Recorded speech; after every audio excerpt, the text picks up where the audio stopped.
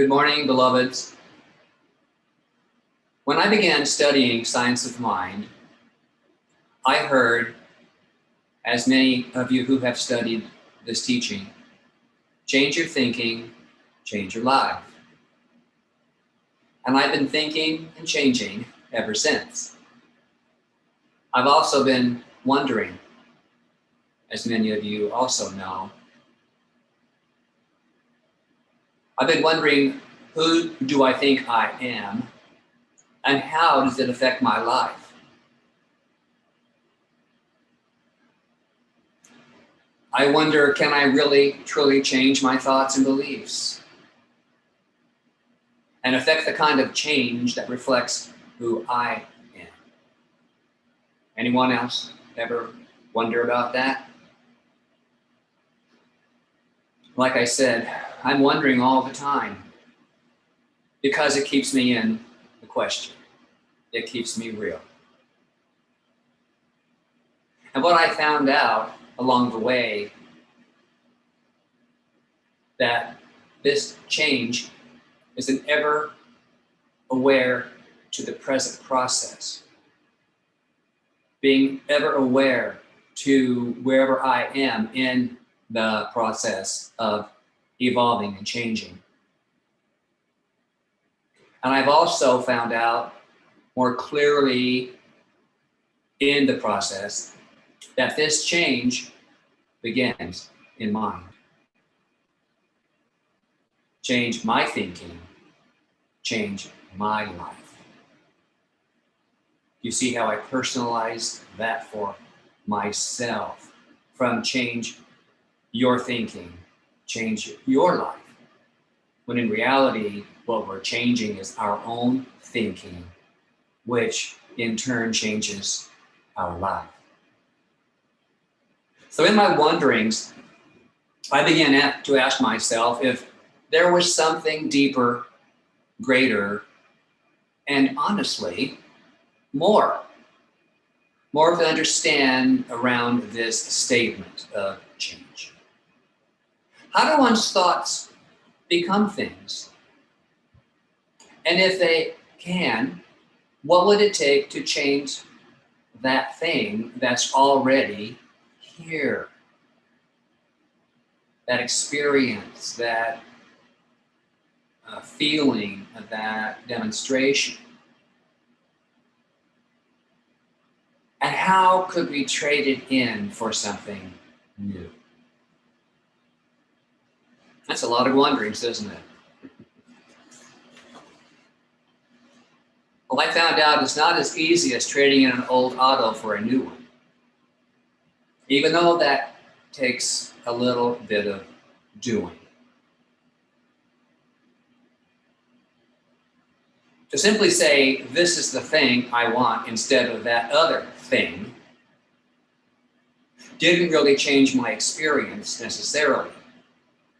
Because many times that thing simply took on another form, but deep down beneath that form, guess what? Was the same old experience. It just had a new image to it. So I continued to question my own self.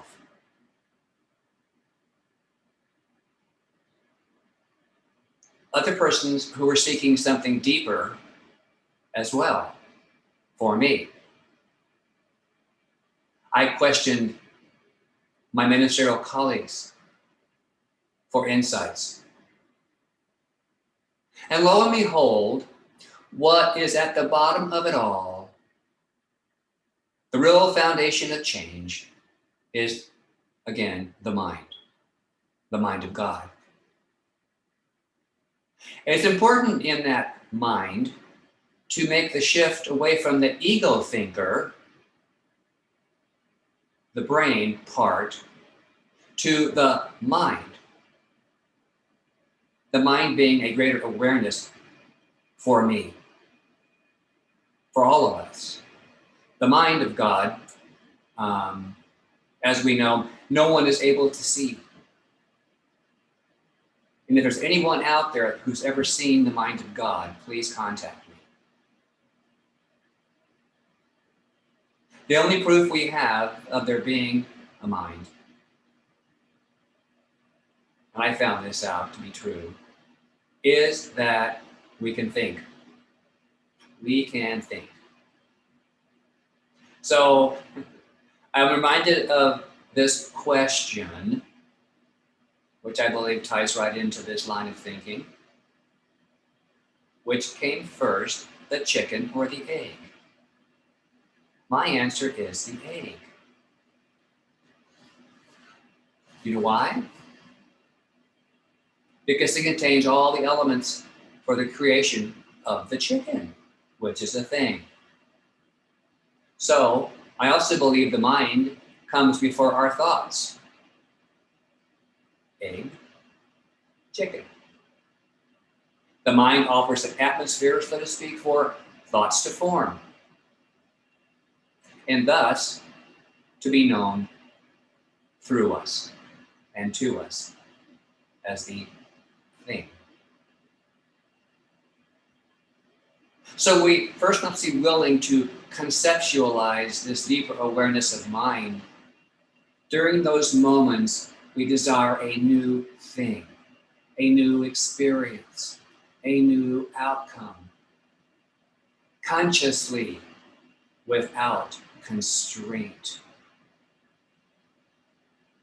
The constraint is the ego, thinking it knows how to form something. Consciously is being aware of the truth. Today's lesson title, Clear the Mind, Free the Spirit.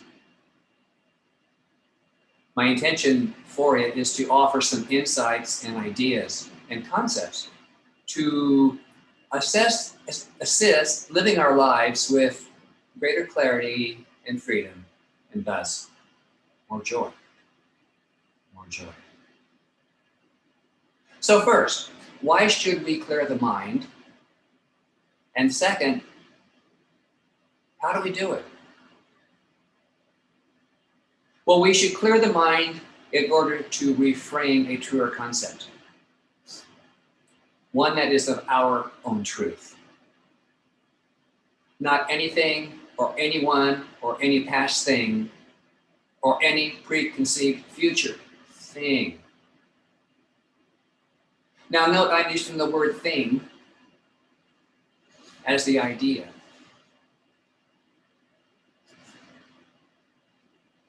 And we must change the definition in our own minds of who we think we are.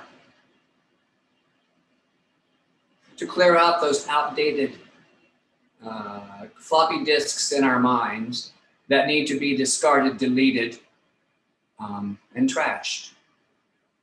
Maybe shred them. Whatever visual works for you, or word, or way. We each have concepts and limitations of who we believe we are,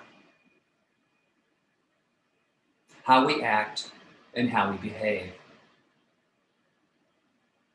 And sometimes I don't much like who I think I am, act, and behave.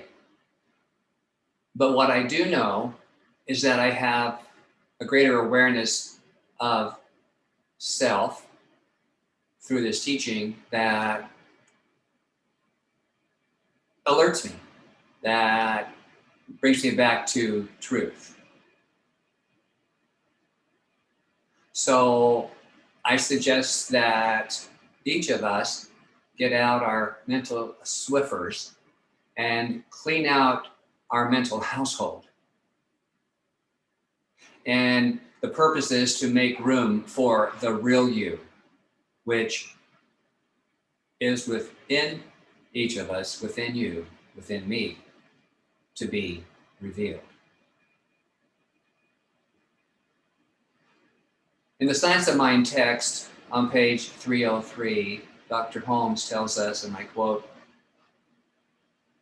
"Break down everything except the recognition of the one perfect power, which is not contingent upon any place, person, condition, or anything but itself." A new demonstration is made when it comes straight through from the truth. The one who wants to make a new demonstration must clear up his own subjective atmosphere. The reason being that he may be objectively making statements about things which his subjective may be denying. In this way, we often neutralize our word as fast as it is spoken.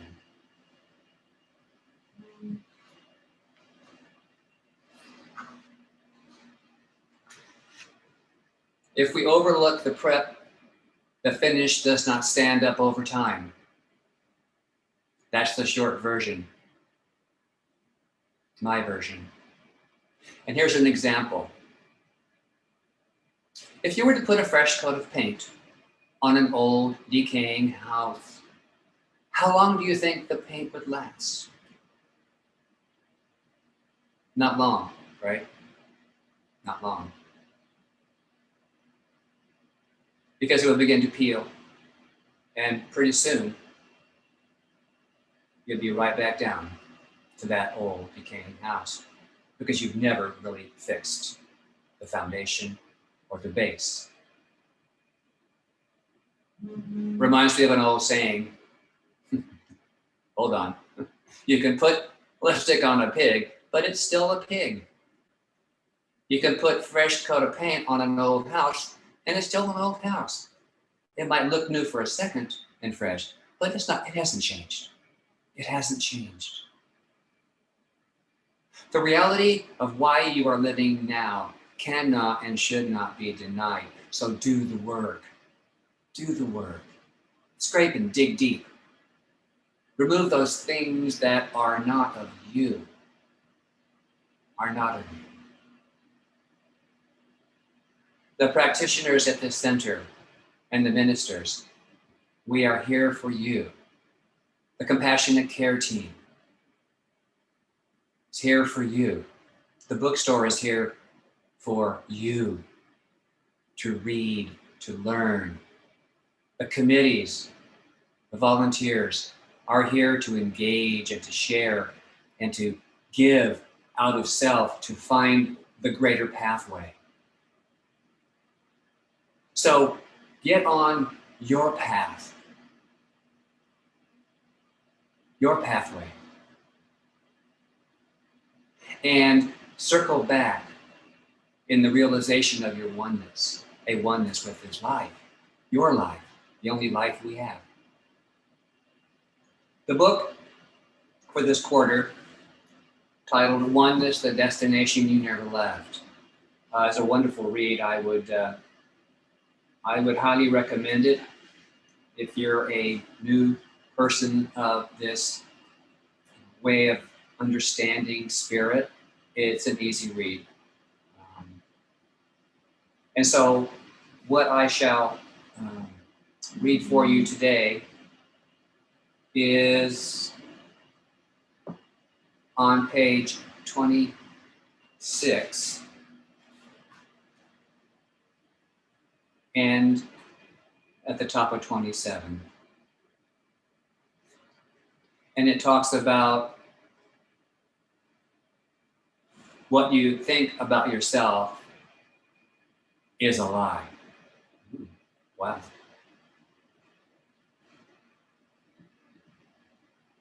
The mind continues to do what it does.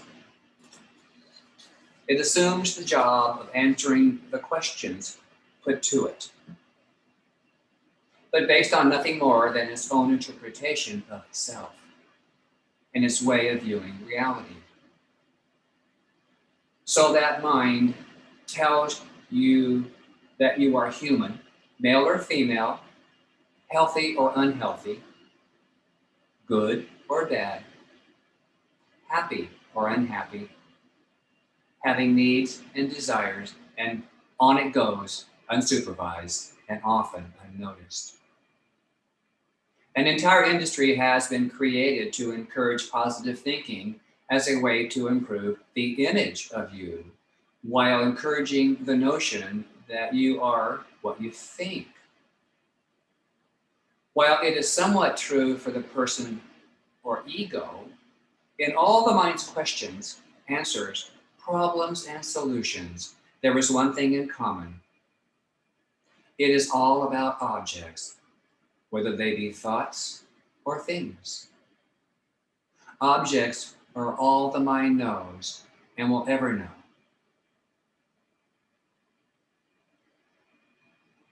To repeat a simple concept, what you are is not a thing or object that the mind can grasp.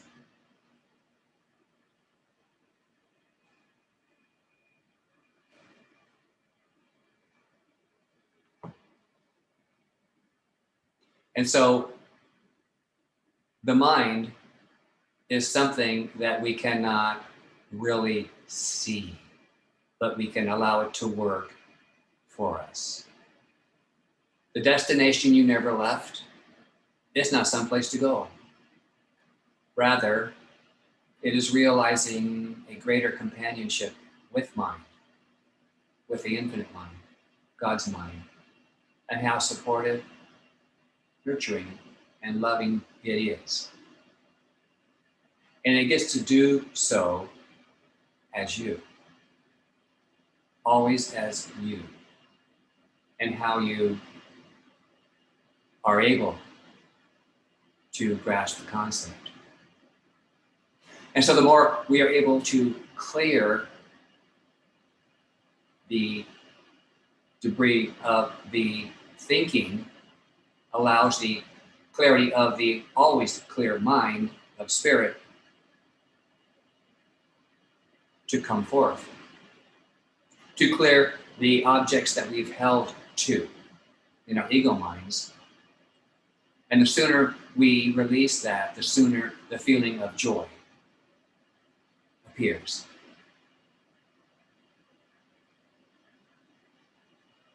Here is an objective idea that I've been clearing up for years.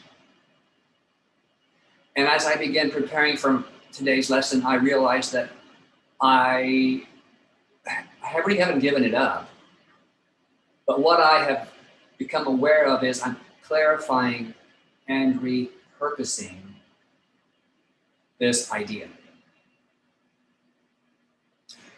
So at an early age, I believed that to get the most out of every day, I had to get a lot of things accomplished.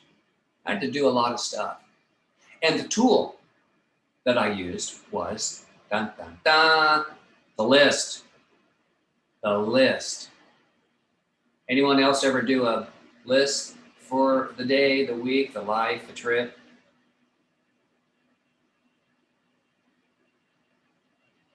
So in the beginning, I would make out the list and I would, check. And if I didn't get it done, I'd beat myself up because I didn't get it done. So I attached part of my worth to my list. Well, I planned everything, even vacations. I remember taking a trip many years ago and my gosh, not only did I plan the day I left and the day I returned home, and I think many times it's important to have a place to rest your head, but in between all that, every minute have a tour, a restaurant, something going on that I had to do, I thought. And I would return from a vacation exhausted. And I also thought that meant I had to get my money's worth. There's a value attached to it. There's a bottom line of value for all of this. And that was my ego.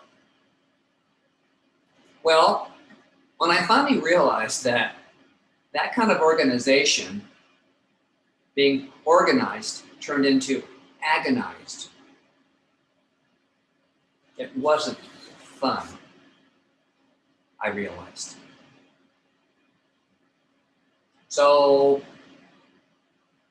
I repurposed my list, and I use it for business. And I do like a reminder through my day. But on vacation, I now do what I refer to as framing the event. There's like parentheses around it. There's a begin and a completion. And in between, I have stated my intentions for that event. Might be a lot of laughter, good foods, comfort, safety, ease. And I always throw in, I wonder who I'll get to meet and learn from in that framing. To see what shows up, what needs to show up. And when I maintain that awareness and don't get too bogged down with too many, oh, I should do this, and it costs this, and I probably should get this, squeeze the juice out of this one. There is so much more. There's so much more. And I come back refreshed, relaxed, and informed about how wonder-filled that type of framing is for me. And so I've learned that by framing our lives guides but doesn't agonize. And I also know that spirit in that framing is allowed to present to us objects that we didn't realize could provide such joy and happiness. It's a delicious, juicy surprise that I anticipate. And you know what? It's always there waiting for me, like it is for each one of you. John Barrymore said, and I love this, happiness often sneaks in the back door you left open. Happiness often sneaks in the back door that you left open.